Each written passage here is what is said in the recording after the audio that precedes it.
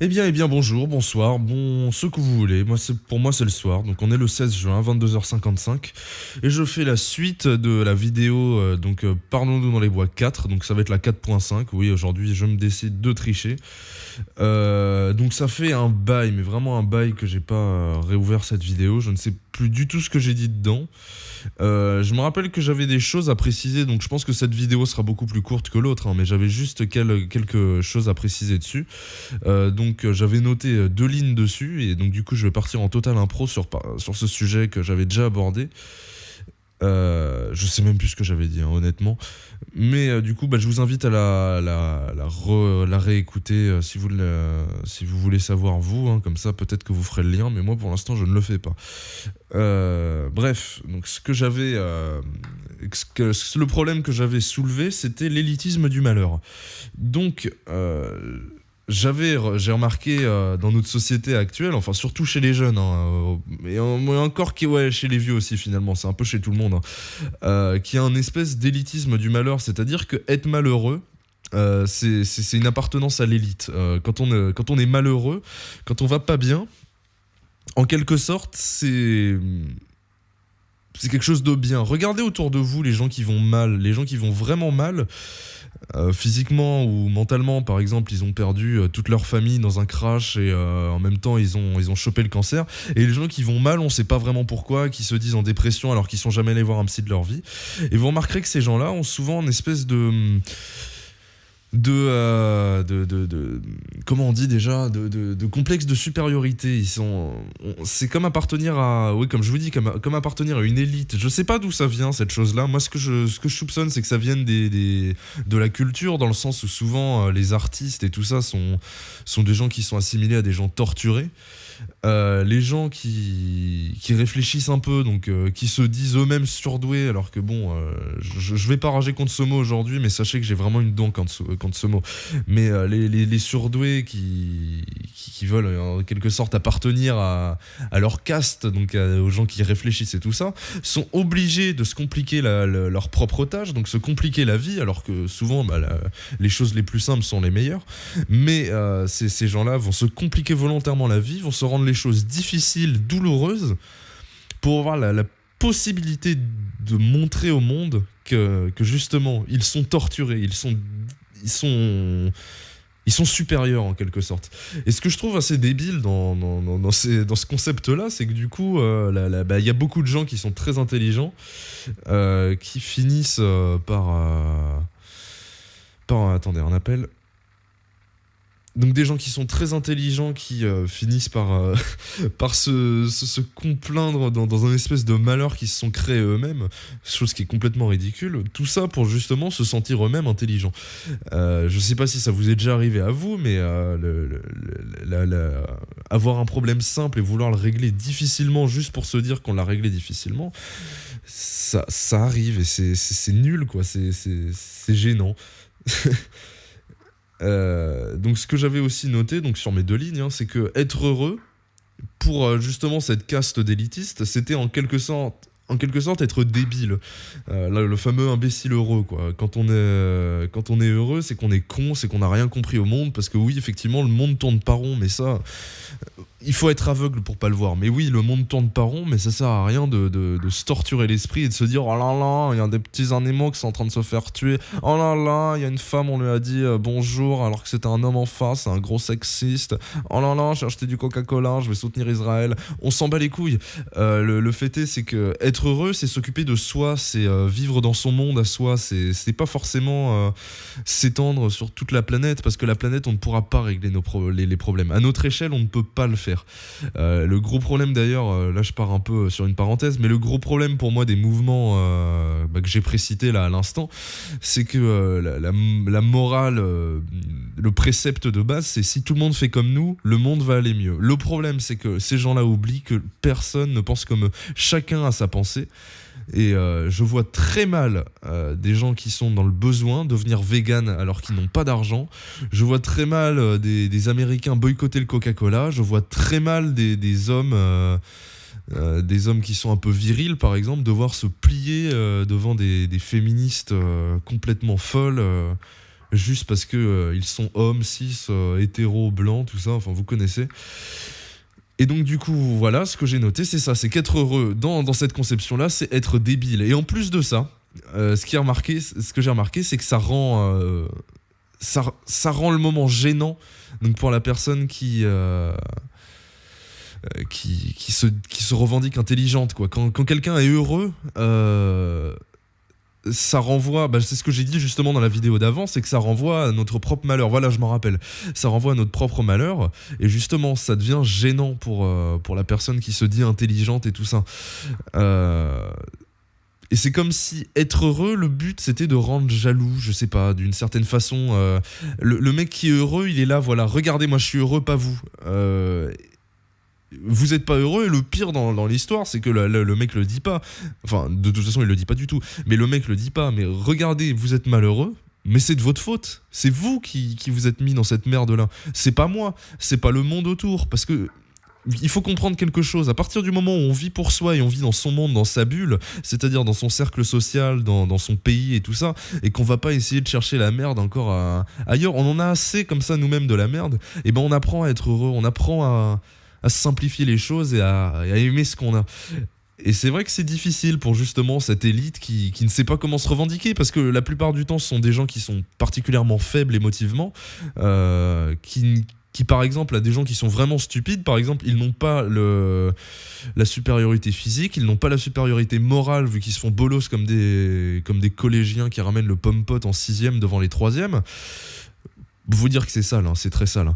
Mais ces gens intelligents, du coup, n'ont plus rien à revendiquer d'autre qu'une espèce de morale. D'ailleurs, souvent, ces gens qui se disent intelligents se revendiquent souvent de la morale bien pensante.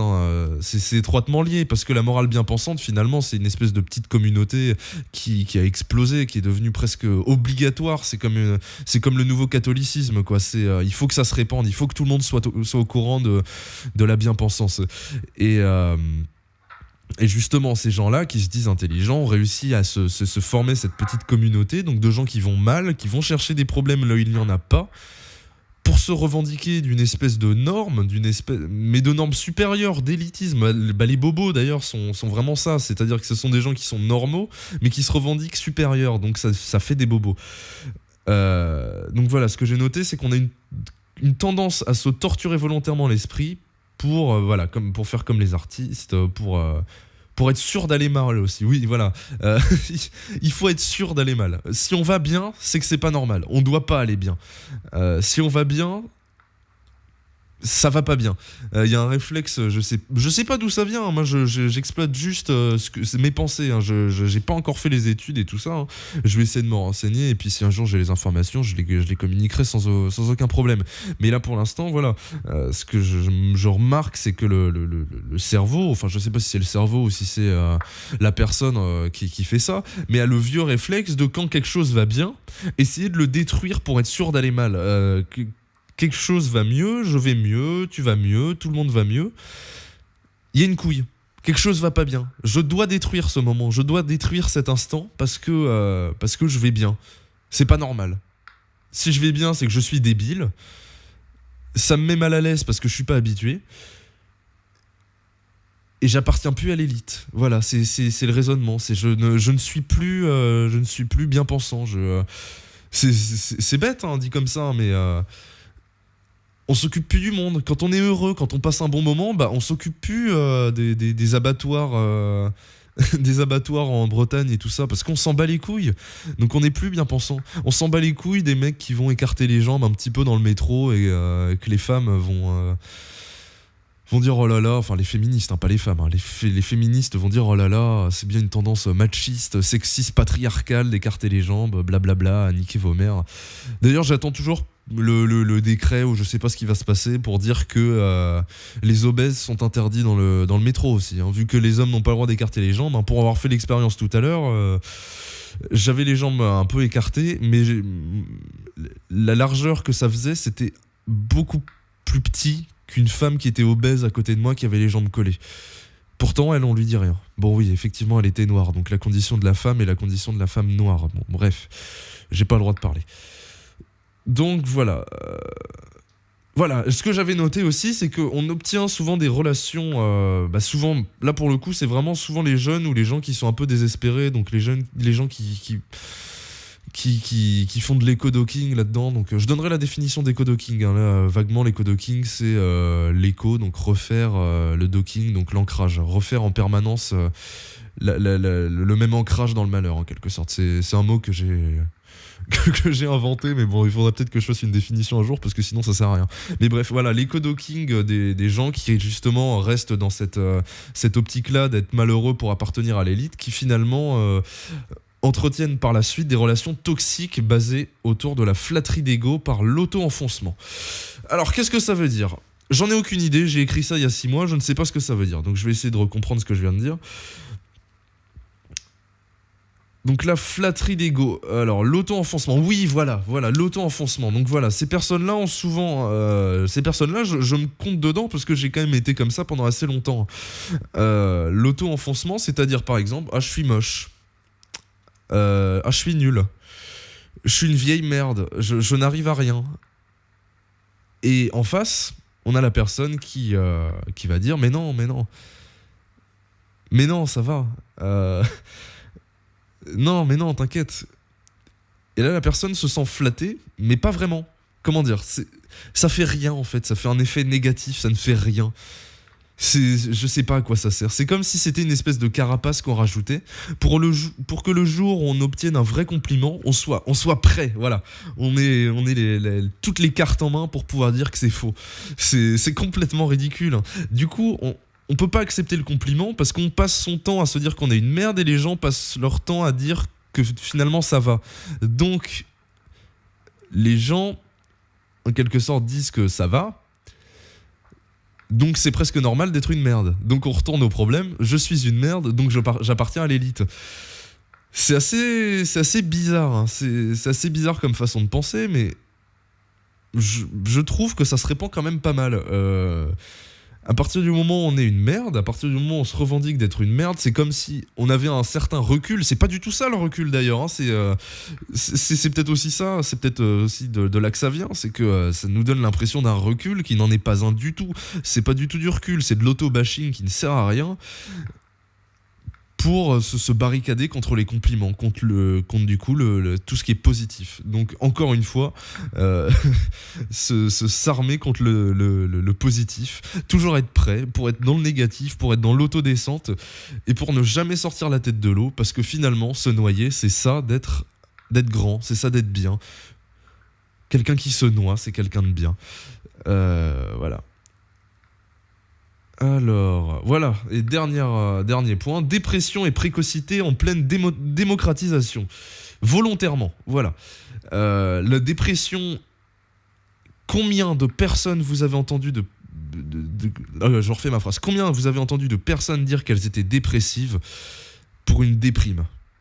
Réfléchissez-y. Est-ce que vous-même, vous ne l'avez pas déjà fait ? Par contre, ce qu'on remarque, c'est que sur tout ce qui est réseaux sociaux, sur tout ce qui est discussion et tout ça, la dépression, c'est la forme finale, c'est le format final, c'est le Super Saiyan, quoi. On arrive, à force d'entraînement, à s'automutiler mentalement, à devenir dépressif. D'ailleurs, à s'automutiler aussi physiquement. Les gens qui s'automutilent sont aussi dans cette démarche-là. C'est plus une démarche d'attente, d'attention, mais c'est une démarche... J'ai peut-être mal utilisé le mot élite, hein, finalement, mais c'est une démarche d'attention, de regarder... je suis là, mais j'ai raison de le faire. Souvent, les personnes qui font ça se mettent en colère quand on les contredit. Vous le remarquerez vous-même. Les personnes, quand on les contredit, qui sont dans l'automutilation physique ou morale, souvent veulent avoir raison, veulent prouver que c'est elles qui ont raison. C'est elles qui sont au-dessus. C'est vous qui êtes dans l'incompréhension, qui ne comprenez pas, vous qui êtes heureux. Et donc la dépression et la précocité se démocratisent. Donc oui, la dépression se démocratise dans le sens où c'est quelque chose qui doit être fait. C'est bizarre. On se sent presque pas assez malheureux quand on n'est pas revendiqué en état de dépression, même s'il n'y a aucun avis médical et tout ça, hein. Quand on n'est pas revendiqué en avis de dépression, on n'est pas assez malheureux, on n'existe pas encore assez, quoi. Il faut être dépressif pour pour réussir à se sentir un peu au-dessus, un peu bien en quelque sorte, se complaindre dans son malheur. Et c'est pour ça que, comme je le disais avant, être malheureux, appartenir à l'élite, et c'est justement, il faut être le plus malheureux possible, en voyant tous les problèmes du monde et en disant aux autres qui sont heureux, qui vivent leur vie, que il y a ces problèmes-là, c'est ces problèmes-là qui les rendent malheureux, alors que finalement, ce qui les rend malheureux, c'est eux-mêmes. Souvent, encore une fois, de l'éco-docking, de toujours faire la même chose, ne jamais essayer de sortir de ce cercle vicieux de dépression, parce que c'est beaucoup trop facile. Sincèrement, aller dans la dépression, c'est d'une facilité déconcertante. Il suffit de tout voir en noir et... je suis pas raciste, hein, mais il suffit de tout voir en noir et c'est parti, quoi. Tout descend au fur et à mesure. Les gens sont des cons, blablabla. Et au fur et à mesure, on devient soi-même dépressif volontaire et on appartient à l'élite. Voilà, c'est bon, on est malheureux. On est bien là, on se complaint dans notre malheur, on est bien là. Ce que j'ai noté de plus aussi, c'est la précocité démocratisée. C'est-à-dire que la précocité, c'est quelque chose qu'on ne détectait pas avant. Quelqu'un qui était malin à l'école, on le détectait pas. Je reviens quelques 50 ans en arrière. Hein. Tout simplement, on n'avait pas les tests de QI. Enfin, on les avait, mais c'était vraiment pas démocratisé comme aujourd'hui. Aujourd'hui, faire un test de QI, ça doit coûter une 50aine de balles, pas plus. À l'époque où moi je l'ai fait, c'était 100 balles. Donc aujourd'hui, ça a dû encore descendre. Et on ne détectait pas les individus précoces. Donc quelqu'un qui était malin à l'école, il était juste malin. Il arrivait à s'en sortir. C'était quelqu'un qui était admirable parce qu'il arrivait à s'en sortir. Tandis qu'aujourd'hui, quand quelqu'un est précoce, ou non, hein, mais quand quelqu'un s'en sort bien à l'école, on va l'isoler. On va lui dire, voilà, toi tu es précoce, toi tu es supérieur, tu n'es pas comme eux, tu ne réfléchis pas comme eux. Ce qui est totalement faux d'ailleurs. Tu ne réfléchis pas comme eux et du coup, tu es différent. Tu n'es pas comme eux. Donc il y a cette espèce de classe sociale qui a été créée, donc les précoces, auxquels moi j'ai fait partie au moment où il y a eu cette expansion, ce boom de la précocité. D'ailleurs, ma mère me racontait qu'à l'époque, il y avait beaucoup de parents qui l'avaient jalousé, que moi j'ai été diagnostiqué précoce alors que mon score était vraiment pas ouf. Hein. Bon, après, les conditions et tout ça, on s'en fout. Hein. Mais le score était pas ouf. Mais pourtant, il y a beaucoup de parents jaloux qui ne comprenaient pas pourquoi leur enfant, ils ont fait plusieurs tests de QI, ils en ont fait peut-être une dizaine, mais rien n'aboutissait au fait qu'ils étaient précoces. Ils se sentaient nuls, ces gens-là, ils se sentaient tout pourris, ils savaient pas quoi faire, ils étaient jaloux d'une chose qui n'était voulue par personne. Ni ma mère, ni moi. D'ailleurs, surtout pas ma mère. Hein. La première chose qu'elle a fait en découvrant ça, donc chose qu'on ne diagnostiquait pas à l'époque, et je pense qu'elle aurait été diagnostiquée s'il y avait eu ces tests-là, la première chose qu'elle a fait, c'est de fondre en larmes et ne pas savoir quoi faire de moi. C'est ça. Je l'ai pas vue à ce moment-là. Hein. Jamais elle aurait fait ça devant moi. Hein. Beaucoup trop d'ego et de fierté, mais elle a fondu en larmes et elle s'est dit, mais qu'est-ce que je vais faire de ce gamin ? Et voilà, premier réflexe. Parce que justement, cette condition sociale avait été créée, le précoce. Et le précoce, voilà, ce qu'on a vendu du précoce, c'est que ça allait être quelqu'un qui était destiné à être malheureux. Parce que justement, il était différent. C'était ça qui est assez débile dans l'histoire, c'est qu'on prenait quelqu'un, on lui disait « tu es différent, tu n'es pas comme les autres ». Les autres jalousent cette personne parce qu'ils se sentent inférieurs, donc ils ont un complexe d'infériorité, donc ils en veulent à la personne précoce. Et ils s'étonnent après que le précoce soit seul et rejeté et malheureux du coup. Rejeté, malheureux, mais supérieur. Donc il prolonge son malheur, il prolonge encore et encore son malheur pour rester supérieur, rester seul, tandis que les autres qui sont la masse sont heureux. Donc voilà, c'est un peu là où je viens. C'est que la précocité aujourd'hui, c'est plus un problème en soi, parce qu'à l'époque, les gens qui étaient précoces, il y en avait quand même beaucoup qui s'isolaient d'eux-mêmes, mais ils ne savaient pas pourquoi. Il n'y avait pas de jugement de valeur, il n'y avait pas quelqu'un qui était supérieur ou inférieur à l'autre, il n'y avait pas une question de score, parce que le QI, c'est rien que ça, c'est du score, c'est à celui qui fera péter le chiffre, quoi.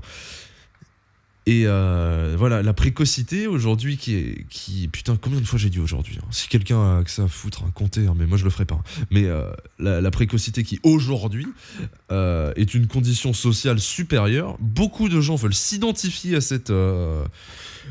Pardon, excusez-moi, je vais roter. Beaucoup de gens s'identifient à cette classe sociale. Il y a aussi beaucoup de gens qui, vous remarquerez, il y a bon, peut-être un peu moins, mais il y a quand même beaucoup de gens qui essaient de s'identifier à des autistes pour les mêmes raisons. Des gens qui ont rien à voir avec de l'autisme, qui sont juste enfermés chez eux, à aller sur Facebook parce qu'ils ont rien d'autre à foutre et qu'ils ont pas d'amis, et qui se disent que par conséquent ils sont autistes. Mais bref, là pas la question. Là la question c'est la précocité. Donc beaucoup de gens se revendiquent précoces eux-mêmes pour justement se sentir eux-mêmes rejetés. C'est complètement con, hein, vous en conviendrez. Se sentir eux-mêmes rejetés pour justement continuer leur malheur, être dans le malheur, ne pas vouloir s'en sortir, parce que être précoce aujourd'hui, c'est être malheureux. C'est la conclusion que je donne, c'est que dans la société d'aujourd'hui, être précoce, c'est être malheureux, mais c'est aussi être supérieur. Donc en quelque sorte, les gens font un choix. Est-ce que tu veux t'identifier à la masse, être heureux mais être stupide, être débile, gênant, ne servir à rien, ou est-ce que tu veux être quelqu'un d'intelligent, de supérieur, d'artistes, de tout ce que tu veux, parce qu'il y a beaucoup de gens qui se revendiquent artistes, qui commencent à faire de la guitare alors que on l'entend 5 ans après, ils savent toujours pas jouer 4 accords correctement. Enfin bref, des gens qui veulent... Est-ce que tu veux faire partie à l'élite de l'élite, pardon, mais pour ça il faudra que tu sois malheureux, il faudra que tu sois rejeté, parce qu'il faut que tu sois rejeté pour être supérieur. Sauf que comme ça se démocratise, bah finalement il y a un espèce d'équilibre qui se crée. Il y a autant de gens cons qui vont se revendiquer précoces que de gens, on va dire, je vais pas dire normaux, mais c'est ça, des gens normaux qui ne se revendiquent de rien et qui vivent leur vie. L'équilibre se crée et finalement la précocité perd tout son prestige, parce que c'est...